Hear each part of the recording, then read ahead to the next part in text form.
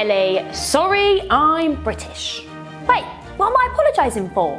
It seems the whole British nation went well last weekend for the royal wedding. This is true, but it was such a big thing. Also, a great way to start the celebrations on the wedding season. So you might be seeing a lot of British weddings in the next few months. So what's the general requirement for people to get married in the UK? Wow, this is a big question. I mean, the first one is actually having someone to marry, and they have to be a person. You can't marry a pet goldfish is what I'm saying. I love you so much. Why can't we be together? Why? Why can't I marry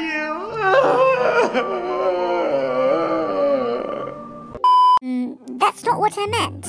What do people normally consider when they decided to get married? Does nationality or race matter? No, not at all. None of these things matter. People decide to marry for a lot of personal reasons, but the main one is out of love and because they want to have a legal partnership with one another. Race or nationality does not make any difference on deciding to marry.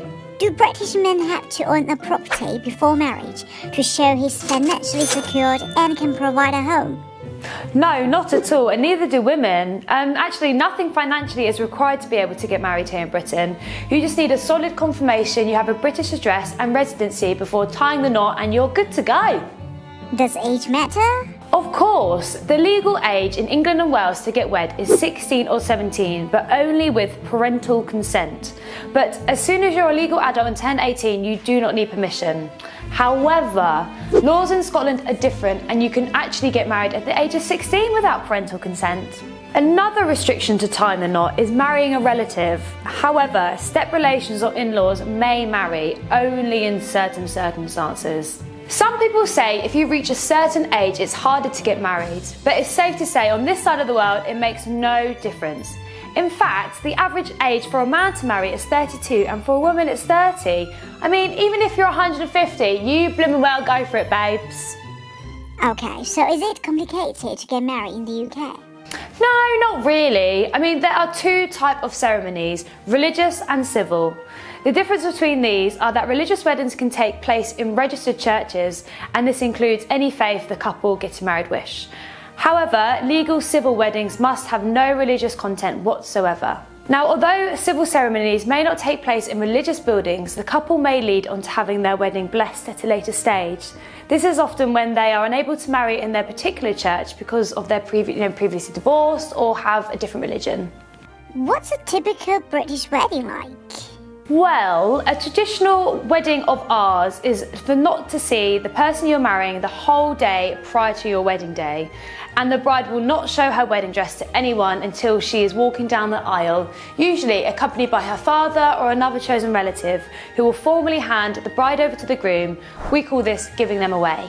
Once the couple have said their vows and signed the paperwork, off they go outside the venue where usually people throw confetti to give the happy couple prosperity and fertility.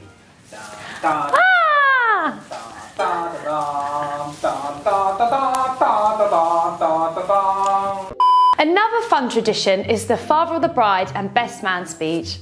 The best man speech is always one to look forward to and where you find out the fun, dirty secrets of the groom, leaving them red-faced and embarrassed while the rest of the guests are laughing and fully entertained. Other traditions we have are cutting the cake, the first dance, throwing the bouquet and having a party until the early hours. Party. Now, a little birdie told me you guys in China have a big traditional photo shoot before the wedding. I've seen some underwater ones of the bride, which is just pure amazeballs. But anyways, over here we do not have a pre-wedding photo shoot. We usually have a photographer at the wedding, and from my experience, they remain with the bride most of the day. And their big photo shoot with the bride, the groom, bridesmaids, ushers and selected family are taken after the ceremony. Is it expensive to have a wedding in the UK? I mean, the cheapest wedding is about £60, but there is no top end. Go wild, but only if you can afford it. The average cost of a UK wedding is around £27,000, and traditionally the cost of the wedding was paid for by the bride's family, but of course this has now been largely discontinued and is a joint effort. Besides the money, it can be really stressful to plan the wedding, but be aware of Bridezilla, everyone! Bridezilla! I want this dress, and this dress, and that food, and that one, and this one, and this honeymoon. Oh, I need it all. I'm gonna look like a fat bitch compared to these beautiful women in my dress. All marriages are different and not always the same, but to me, it's all about the people and the love, just like I love you. Now, here's a question for you. How much does the world's most expensive wedding dress cost? Leave your comments below and we'll reveal the answer on Weibo. Oh, and don't forget to follow and subscribe. Big love. Mwah! Pa!